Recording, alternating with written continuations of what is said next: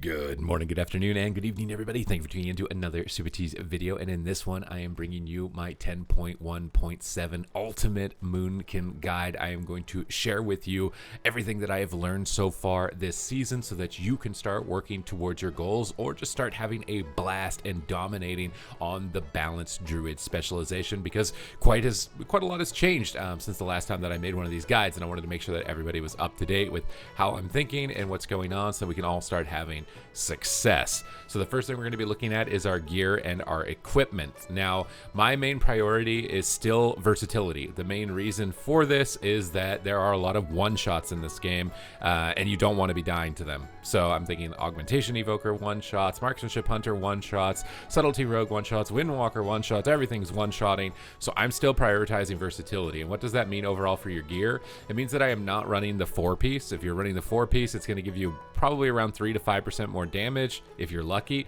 but you're going to lose a significant amount of versatility. So I am not opting for that. I'm only running the 2-piece. Instead, I am running Haste Versatility Helmet, Haste Versatility with a few Mastery Versatility gems. The main reason for this is that, although my haste will be different depending on the time of the day, the main reason that I don't prioritize my haste as much as other balanced druids, I actually get a little bit more mastery, is because you get haste from your talents, mostly Star-Lord here with the haste that you get stacked up from this. So haste, I'm trying to have around 20%, around 21%, and then as soon as I hit that mark, I start switching gems or enchants to mastery instead. So with my setup here, some mastery gems to the neck with the haste verse neck, haste mastery or verse mastery shoulders, because you have to with the tier. I run the undulating spore cloak again because I don't want to get one shot. I think that this is going to be one of the best embellishments for almost any class in the game that isn't, borderline unkillable, but balanced druid, this is really effective. It's saved my life a lot of the times. It can be really good if you're just starting out on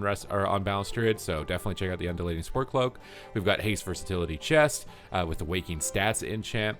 We've got lifebound bindings, haste versatility bracers. We've got versatility heavy mastery gem on this one. Again, the gems are going to be a very minor difference in terms of tweaking. I probably got frustrated at getting one shot and then changed this gem to a verse mastery one. For gloves, we are running our precognition, so our crafted gloves for haste versatility. For a belt, we've got haste versatility with a versatility mastery gem. And on our legs, we have the tier set haste versatility with intellect and stamina. I've decided to go for stamina rather than the percent increase in mana. Since the changes to our mana pool, it's not really that big of a deal to have the increased mana that I'd been running in previous guides. I'd rather have stamina, so I'm not getting one shot.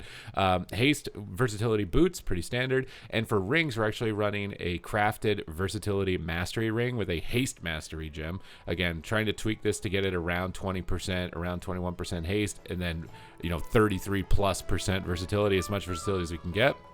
And then anything else is going into mastery, which is why I've got a PvP ring, versatility heavy mastery ring, as opposed to another crafted one, which would lower down the verse and give me more mastery. I want as much verse as I can. I think in arena, I probably have upwards of like 40%, almost 39 or 40%. We run the Obsidian Gladiator's Insignia, haste with an intellect proc. I think this is just really strong in general for balanced druid. And we run an on-use trinket, of course, to be able to escape through crowd control. And that's going to be our gear setup. For our talent specifically, I have 2 builds, which will be linked in the description down below. The main thing to take away for the builds is whether or not it is single target or it is AoE. And the way that you determine which build that you're going to play is you want to synergize with the classes on your team. So if you're playing with a class that is single target, you should be playing the single target build. If you're playing with a class that is AoE, you should be playing the AoE build. There are also healers that are particularly weak to AoE or particularly weak to single target. It's things like Resto Druid. AoE is actually very effective into them. They excel at healing single target. So in those situations, you may want to, but again, I think it's more important to synergize with the spec that you're playing with, especially when you're in solo shuffle like that. And I'll be covering that list in extent here in just a moment. But the single target build has got Heart of the Wild. It's focused around surviving to your second incarnation. I've been taking the lower cooldown Stampeding Roar. I find this to be better for kiting melee DPS. I know a lot of people have been saying they've been struggling with that. And I run 2 points into the Ursine Vigor. This is going to give us extra health and armor. It's really strong because it basically has no cooldown. We can just shapeshift in and out of bear form as we need and keep refreshing this health and armor buff. So this is going to be really helpful, and one of the main reasons that I'm able to survive against melee DPS that maybe you're not able to. I like running the increased range on Typhoon for interrupts onto faraway targets, and then onto this side, pretty standard build with Wild Surges. So we're going to be using instant lunar strikes to be able to apply our third dot rather than using Stellar Flare. We've got Rattle the Stars, which is an important component of just playing balanced druid with a single target build. Try to keep this uptime as high as possible is going to really increase your damage overall.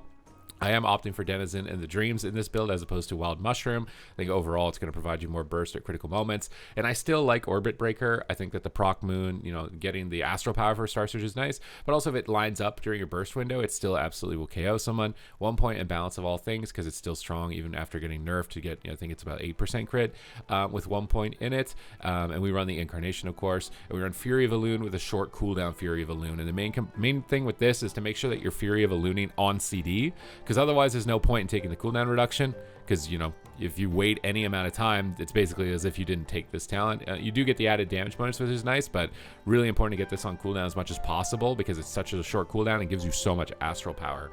PvP talents, High Winds, Moonkin Aura, and Alkin Adapt. I pretty much never change these with the single target build. This build focuses around your Incarnation window, your beams, and your setups. This is kind of like the Subtlety Rogue version of Moonkin, where you're kind of focused more on dumping your Star Surges and picking your moment. And then the other build which I run, which we'll be covering in some gameplay here in a moment, is the Starfall build. And this is one that's particularly good if you're playing with Shadow Priests, Unholy Death Knights, Affliction Warlocks, classes that hit multiple targets and you want to synergize with them. It's going to be really strong.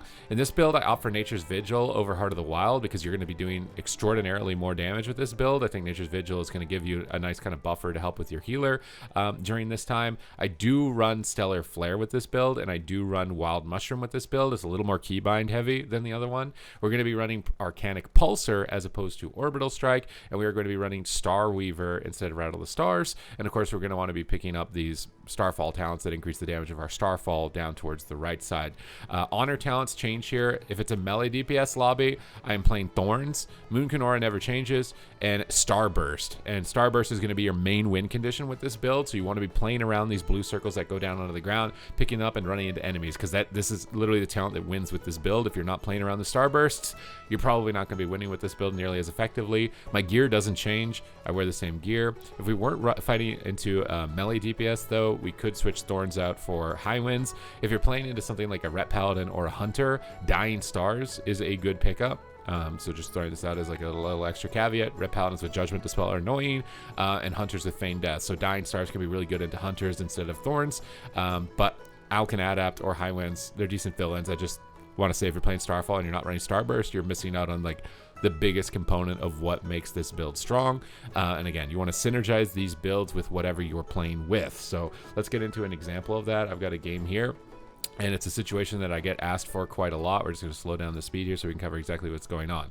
So we've got a lobby with a Warrior, a Death Knight, and a Windwalker. So what did we just say with the talent builds? Warrior, it's single target. It can do some AoE. So Starfall, you know, you might want to try, but I decided to play single target.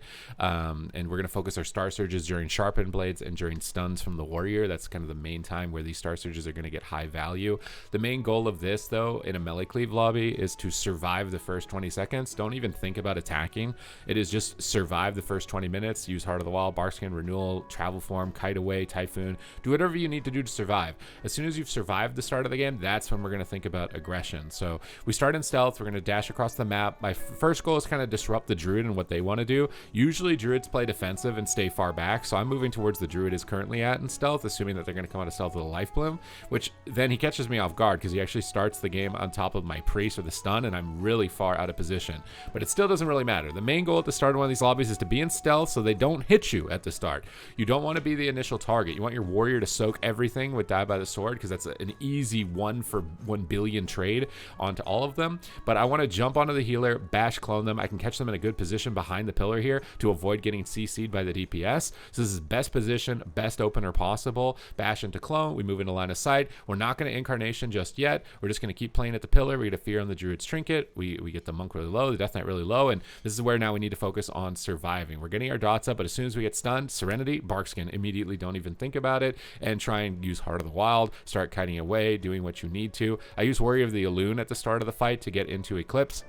rather than using Incarnation. We get into Bear, Frenzied Regen on the Fist, get gripped away from the Fist. We still got Wild Charge, we still got Typhoon, so we still got tools here to try and kite away from the DPS. It's only 1 DPS at the moment, so I go into Moonkin form, but now we're gripped in. It's 2 DPS, so we got to get ready to continue to survive. But you can see I'm not like immediately blasting out Star Surges, looking for clones, and playing aggressive. It's like, get them away, get this contained and under control. Now their cooldowns are gone, I got distance, Incarnation. I just shoot that thing right away, lob out as many Star Surges as I can into the Death Knight. He gets stunned up, and that's going to be like a critical moment where we can get a lot of pressure, almost win the game. Is 1%. If our warrior had fear here instead of on DR a little bit earlier, probably would have won the game right there. But it gets every cooldown from the Death Knight, and now we're going to just kind of pull away, attack the monk who isn't in anti-magic zone. We still want to be maximizing our damage. The Death Knight takes less, and he's already recovered. There's no chance that he dies. We wild charge away from the Death Grip and Typhoon at the same time, try and solar beam the druid on a cast. And honestly, solar beaming onto the trance isn't a bad idea either. Like a root beam on trance, if he drops all 3 in one spot, can be a good counter for resto druids now that they're so strong. But our healer is crowd controlled, so we're starting to pull away from the healer. We don't want to stack up too much onto the priest. Pulling them right here into this corner area out into the open, so the druid has to play in the middle of the map is the ideal positioning. But now my healer is bashed. We've got a barrier down, so I want to be in bear farm, frenzied regen, renewal. I want to be healing while my healer is crowd controlled. Not too worried about doing damage, not worried about being top of the meter, just trying to get Iron Fur up, spend our rage, sit in bear form. We also, when you can't root beam a healer, you want to be thinking about using your roots on DPS. So we're going to use our Stampede, and we're going to root the DPS and move away and try and kite away from the Death Knight and the monk. We end up getting stunned. They overlap their stuns, but it's not going to be too big of a deal out of this. We have Wild Charge and we have a Bash. Get dots up on the Druid. Just a good idea to have dots on whatever you can in the game, because switching into a Resto Druid is a good idea if they ever compromise their positioning. But you just want to get distance. You want to make it annoying for them to hit you. And you can see, look, they're already annoyed trying to hit me with how much I've been running away and kiting, which gives me time to then get into Eclipse. And now we can start dumping down our Star Surges. You only really want to be Star Surging when you're in Eclipse. And you want to be trying to use that Rattle the Stars buff that we can see right here. I should shoot a Star Surge here to make sure this Rattle the Stars stays up, and I don't, which is honestly a mistake. We're going to lose a lot of damage. So this little blue icon at the top when you're lobbing your Star Surges, you want to try and maintain that as long as you can. I could have kept it going, honestly, even throughout here. We clone the monk as he's trying to swap to the healer. We bash the trinket. We Typhoon them away. We're still completely focused on defense. Our priest gets gripped in. This is something you do need to be worried about if your healer gets gripped, if they're going to swap, but it doesn't look like they are. They're going to continue after me. So we're going to continue to move away, go into bear form, frenzied regen when our healer is crowd controlled, and we can see that right here with the paralyzed. We're all alone, so we need to be doing whatever we can to survive. So we're going to root up the melee DPS. We're going to frenzied regen. We're going to pull them to the ideal location, which is right here. So the druid comes in the middle of the map, which then exposes the druid for us to cyclone. If you're chasing healers and trying to clone them while this is all going on, you're going to lose. You need to bring them in a position where they have to come in the middle of the map, and then you can get away. And look, the druids are on top of me in the middle. This is a lot easier to clone the druid with this positioning now that I've pulled him out than it was previously if I had been chasing him. So we try and get in a position to go for a clone. We solar beam the cyclone cast of the druid. We're trying to fake the monk's interrupt, but Serenity is up, so this is kind of scary. We get into Eclipse, but I should be respecting the Serenity almost immediately because monk can absolutely one-shot you. This is another reason why bringing a lot of versatility is good, because it gives you more time to react to stuff like this. We get gripped in, but we're going to go into bear. Pre-bear on the Serenity means we're basically not going to take damage. We're topped off. We should be in a really good position to continue. Main goal at this point, after that first incarnation, is to do a couple goes, try and get some CC on the druid, but its main goal is to survive to the second incarnation. So now I'm full survival mode. I just completely abandoned it. Even though they're low health, I don't care. I just want to be taking 0 damage and survive into this next incarn, which we can see over here on the right is coming up in about 22 seconds. So that's my main goal. I'm just gone out of the fight. Druids used Iron Bark now before our incarn. This is pretty much a guaranteed win condition now onto the Death Knight or even the Windwalker with no trinket. So I'm just going to stay away. Now you can see I'm not using Fury of Elune on cooldown, which is a mistake. Again, like with the amount of time that has elapsed, I basically have lost the advantage of its cooldown reduction from taking that talent that I explained earlier in the build.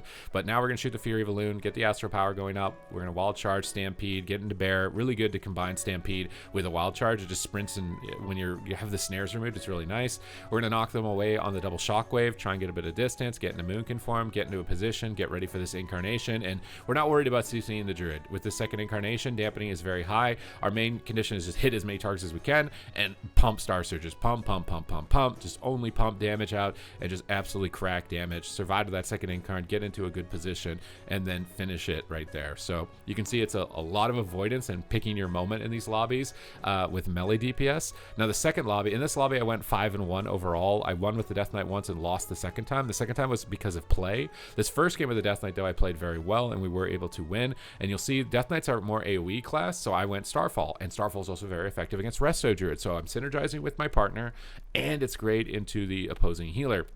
We are running Starburst, and our main goal is to keep dots on as many things as possible, maximize our Thorns damage as to who they're attacking to try and deter them, or just to maximize our damage on that target. That's going to be our main priority. This build is super fun. You can play this build, almost every game at low rating. I actually think it's a much better build at low rating overall, but as you get higher rating, it becomes a lot weaker. It has very specific scenarios that you need to be utilizing. We're going to kill the War Banner at the start of this game as opposed to starting with a Bash clone onto the Druid, and we're going to go into the ideal position, which is the middle of the map out here, to bait the enemy healer into the open, and this way we can swap to the healer if we need to. We're going to use Thorns right away. As our healer is crowd controlled, we're going to pop Incarnation. So unlike the last game where we were saving Incarnation, with this one we want to get it rolling as soon as possible.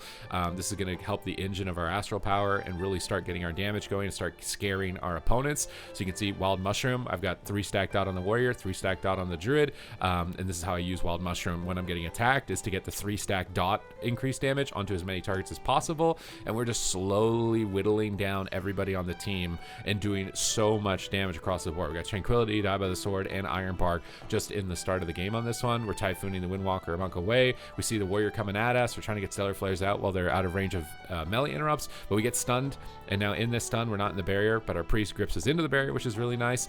We can use Stampede out of this if we need to. We've got Renewal still as well, and we can Wild Charge. So now we're just trying to keep dots up and trying to get distance and be annoying. We're going to bash the Warrior because we're low and our healer is CC'd. This baits the Warrior to Trinket, and we're just going to Stampede Renewal, get distance away, make it as easy as possible for our healer to heal us. And now that we've got distance away from them, you want to cast Stellar Flare. Your main priority when no one's attacking you as this build is to have Stellar Flare on as many targets as possible. So you have that 3 stack dot, you've got some Astral Power generation going, and we sneak in a Cyclone on the Druid because our team is playing out in the open, pulls the enemy healer out into the open for us to Cyclone, which is really good when you're in a melee lobby and you're the only caster. Now we're going to Wild Mushroom just for extra damage, toss out a random root a little bit here, and we've got Thorns coming up. So we're dotting up the Druid, and we're going to apply Thorns to ourselves in a moment, but we're going to spend Astral Power on the Druid. This way, Thorns is doing damage to the melee, who have Life Bloom, but Star Surge is doing damage to the Druid, who doesn't have Life Bloom. And this is going to create a very hectic AoE situation for the Druid to deal with, where no matter what choice he makes, somebody is going to be falling behind on health. It's going to cost him a lot of mana to recover, and that's the main goal, is to run him out of mana and win later in the game.